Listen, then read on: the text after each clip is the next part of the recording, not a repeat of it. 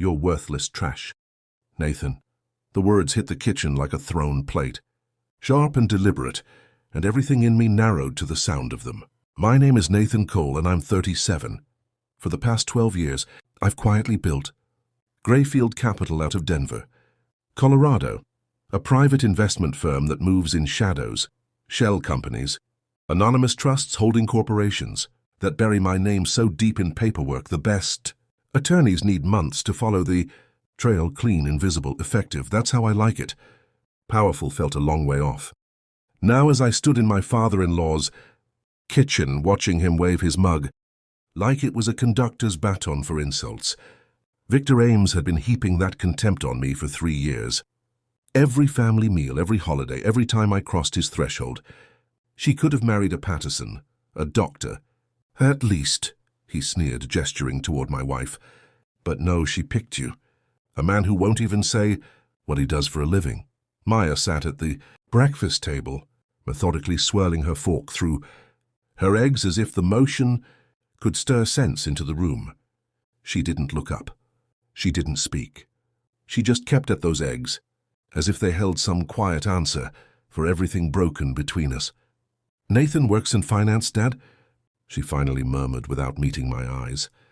Finance? Victor snorted. What does that even mean? Could be insurance sales. Could be some office in a strip mall moving other people's savings around. He paced the granite island, flushing angrier with each circuit. Victor Ames was the founder and CEO of Helixer Labs, a biotech company that hadn't seen a profit in 4 years. He'd inherited a toe of capital from his father's construction empire, and wore that inheritance like a badge of acumen. What he didn't know, what he had no idea about, was that I'd been watching Helixer's books for 8 months. The firm was bleeding cash, burning through its last rounds of funding. It needed a rescue. It needed the kind of disguised backer I specialized in being. You sit there like you're mute. Victor jabbed a finger at my chest. Real men speak up. Real men defend themselves. I inclined my head slowly. You're right, Mr. Ames. The kitchen fell into an uneasy hush. Maya finally lifted her gaze. Confusion and fatigue were written across her face. Even Victor's swagger seemed caught off balance. I am right, he insisted, voice wobbling with an unfamiliar doubt. Absolutely, I said, standing and reaching for my jacket. Maya deserves better. I moved for the front door with their eyes on my back. Maya shoved her chair back and called, Nathan! Wait, but I was already outside. The cold November air folding around me. Knowing that whatever happened next would change everything, Maya and I met 5 years earlier at a conference in Boulder. She'd been presenting on gene therapy applications, brilliant, breathless about the work she loved at a small biotech outfit. I was there to evaluate potential investments in medtech. I didn't expect to fall for the scientist at the podium, and yet I did. Our romance accelerated. Too fast. Maybe. And within 18 months we'd been married in a quiet ceremony that Victor complained about for weeks. He had wanted something grander, something ostentatious to parade before his country club acquaintances. Maya and I preferred uncomplicated things, or so I had believed. The trouble began that first Christmas as a married couple. Victor had had too much wine and turned his questioning on my work. I offered the usual evasions, private investments, portfolio management, advising high-net-worth clients, all true but incomplete, conveniently, omitting that I was the principal with Grayfield managing over $200 million in assets, specializing in discrete early-stage bets in technology and medical startups. My reputation had been built on staying invisible, letting others take the spotlight.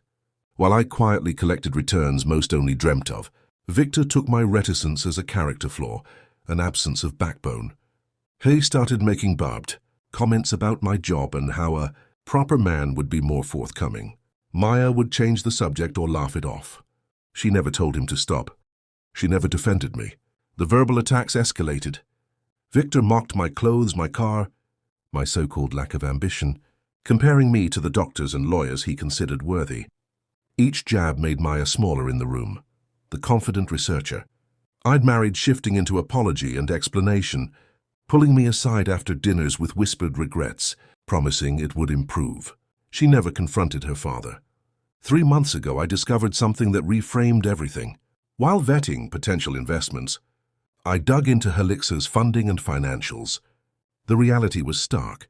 The company was burning through runway faster than it could refine a product. Debt ratios scaring away serious venture partners. That's when I faced a choice. Anonymously prop Victor's firm up with capital, or let it fail. The investor in me saw an opportunity. The man married to Victor's daughter saw something darker. I began due diligence behind layers of corporate structures. Victor would never have known the man sitting at his table, listening to the insults, was also poised to pull his company back from the brink. The rupture came at Maya's birthday dinner 3 weeks ago. Victor had invited his brother-in-law, Dr. Marcus Hale, a cardiac surgeon with a gleeful fondness for talking about Aspen and new toys. As Maya cut her cake, Victor crowed, "Marcus just bought a 40-foot yacht. Cost more than most make in 5 years. Marcus laughed and slapped me on the shoulder. "What about you, Nathan? Any big purchases, a new car, an investment property?" I should have anticipated it. Victor's eyes gleamed like a predator about to leap. "Nathan doesn't make those moves," he said with faux sympathy. "He's practical, isn't he?" Maya squeezed my hand beneath the table in a small warning pressure. Victor kept going. "My daughter is brilliant. Publications, conferences, the whole thing. She could have married a doctor or a lawyer. Instead, she married this." He gestured vaguely in my direction. The room tightened. Maya's hand grew limp. Marcus stared at his slice of cake, as if it were the most fascinating object in existence. Victor sat back smug, waiting for me to crumple. I looked at Maya properly then. She stared at her lap, face flushed with humiliation, not from her father's words, but from being embarrassed to be with the man he thought beneath her. In that moment it hit me. This wouldn't get better. Maya wouldn't step between her father and me because, beneath it all, she agreed with him enough to remain silent. Maybe not in full conviction, but enough to let the tearing continue. I put my napkin down, stood, and met Victor's gaze. "You're right," I said. "She does deserve better." I kissed Maya's forehead, grabbed my coat, and walked out. She called after me, but I didn't turn. I had work to do. The drive home was a decision made in motion. For months, I'd been finalizing a $15 million funding package that would have rescued Helixer and guaranteed Victor a comfortable retirement. The documents were done. All they needed was my signature. I sat in my driveway a long time before I made the call. I wouldn't sign. I would do something else. I would let Victor learn what it felt like to need someone he called worthless. The next morning I met with my lawyer, Daniel Price, and had him draft 3 things: a formal withdrawal of investment interest, a termination notice for the pending funding agreement, and a confidentiality release that would allow me to reveal I was the anonymous backer. "Are you certain?" Daniel asked, careful and practical. "You've spent months on diligence. On paper, the fundamentals could justify the investment despite the family drama. Sometimes the smartest move is the one you don't make," I replied. By noon, Daniel had everything prepped. He would deliver the withdrawal to Helixer at 10 a.m. the following morning. I wanted Victor to have an entire day to watch the world crumble before he knew who'd pulled the rug. That evening, Maya came home late from her sister's, drainage in her shoulders that told me she'd been crying. "We need to talk," she said, dropping into the chair across from me. "Okay." "My father called," she said. "He thinks he went too far the other night." Almost laughed at the idea that Victor was worried. "He wants to apologize. Maybe we can have dinner, the 3 of us. Start over." I searched her face for anything that suggested she grasped the real damage. She didn't. Maya still thought this was about bruised pride. She had no idea her father had just denigrated the one person who could save his company. "How long have you been ashamed of me?" I asked, steady but cold. She blinked like I'd struck her. "What? I'm not ashamed. I never told him to stop because he's protective." Her voice faltered. "You were called worthless trash in front of everyone, and you said nothing." Tears filled her eyes. "He gets so angry when confronted." She looked wounded. "So I chose his comfort over your dignity." We both knew then. She had been choosing him for a long time. Each silence, each excuse had swung the balance toward her father. "I love you," she whispered, which made the split between us feel even sharper. I know you do, I said. But love isn't enough if you won't fight for it. She left an hour later. I knew she wasn't coming back in any true way. Even if we stayed married, some part of her would always filter me through Victor's contempt. At 10 a.m. the next day, Daniel confirmed the withdrawal had been delivered. 20 minutes later, my phone rang. Nathan, Maya's voice trembled. Something happened. Dad's company just lost a major investor, $15 million. He's falling apart.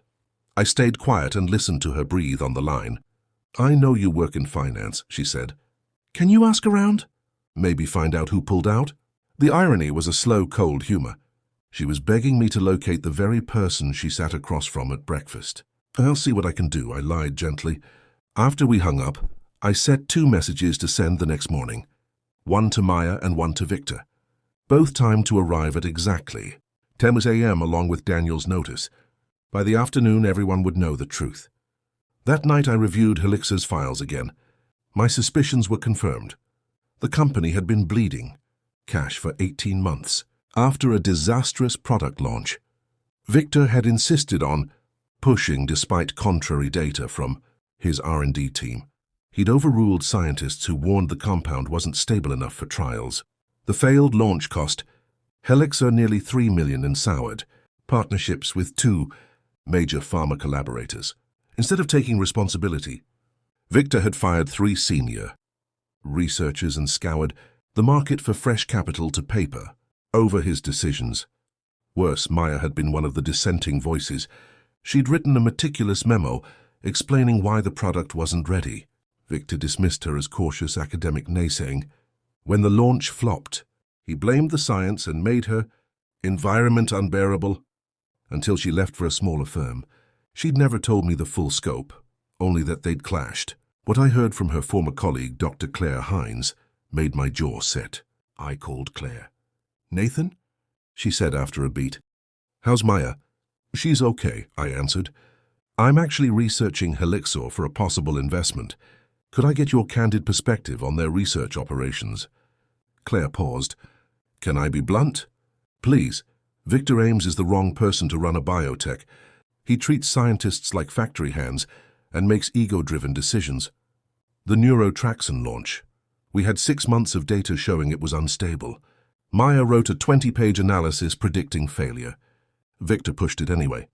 When the FDA rejected the application, Helixor lost nearly $3 million and 2 partnerships. He blamed the team and made life miserable for those who spoke up. Maya left because she couldn't work under him. I sat in the office until nearly midnight thinking. Victor hadn't merely insulted me at dinners. He'd sabotaged Maya's career over ego. My $15 million would have rescued a company that thrived on arrogance rather than evidence. It would have rewarded him.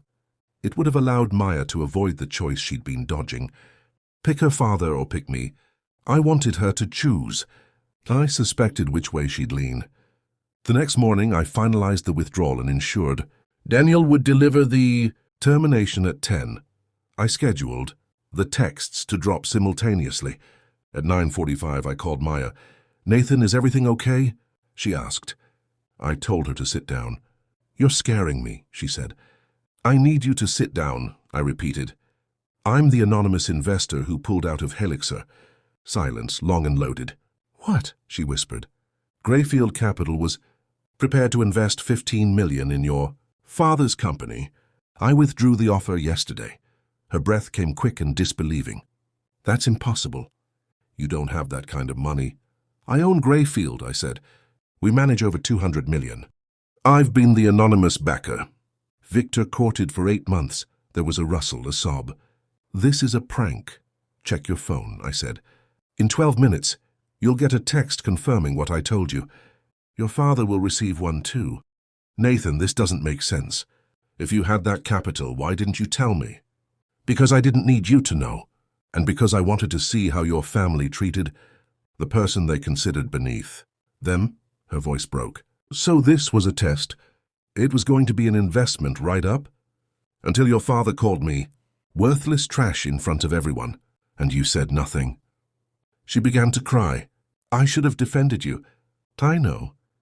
But this is my father's life, she said after a shaky inhale. I can't destroy it over feelings. This isn't about feelings, I said.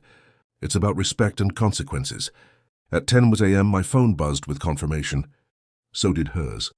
Oh my God, she breathed. Nathan, I'm begging you. Don't ruin him. I'm not ruining him, I told her. I'm letting him face the results of his choices. She hung up. 5 minutes later, Victor called, screaming before I picked up. You son of, he began. Mr. Ames, I said, calm. I think you misunderstand. You think this is a joke? You think you can destroy my company because I insulted you. 23 people work there. 23 families. I'm not destroying anyone, I answered. I'm allowing the company to stand on its merits, rather than my money. There was a preliminary agreement I chose not to execute. No laws broken. No contracts violated. His voice dropped then, brittle. What do you want? Nothing, I said. I want you to understand what it feels like to need someone you consider worthless. I hung up and turned my phone off. It was done. 3 days later, Maya filed for divorce. She came by while I was at the office and packed her things, leaving a 2-page letter on the kitchen counter. The sentiment was simple and absolute. She couldn't remain married to someone who would deliberately hurt her family. The letter summed everything up and closed the door on the life we'd tried to build together.